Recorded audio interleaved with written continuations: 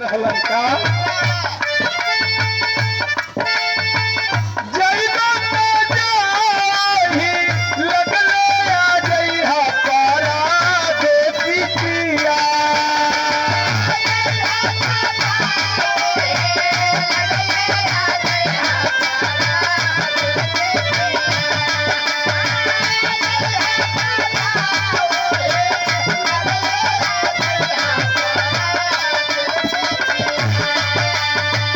बहरा पूजा के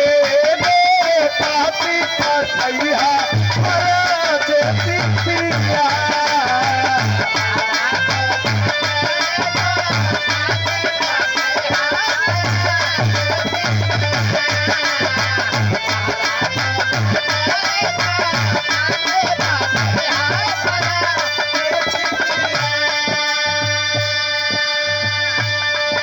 लेकिन बाबूजी मनोज अपने पिता एसडीएम सिंह से बात होता है का कहलन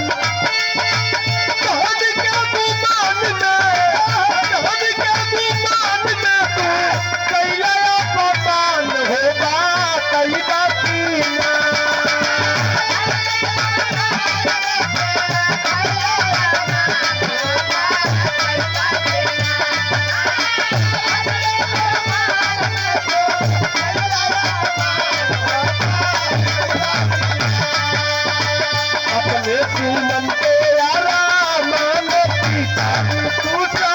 जइबा पिता अपने सुमन के यारा मानो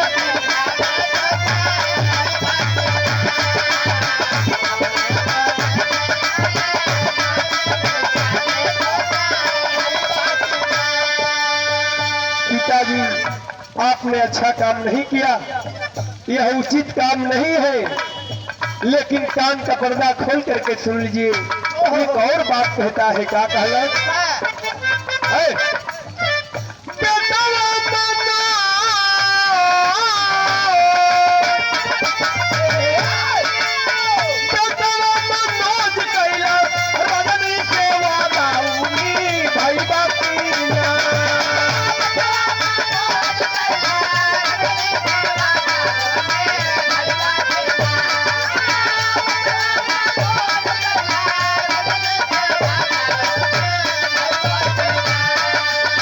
दौलत के रिश्ता में था गईबा पिताजी पाछा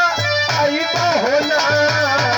दौलत के रिश्ता में था गईबा पिताजी पाछा आईबा होना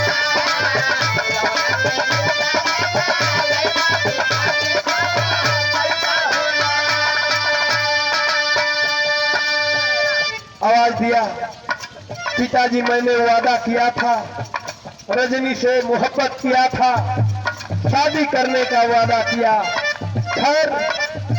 आपने मुझे जन्म दिए हैं, आपने मुझे पढ़ाए लिखाए हैं, तो आपकी मैं कदर करता हूँ, आपका सिवा मैं कुछ नहीं कर सकता हूँ। जो इच्छा तेरी का भाव लगल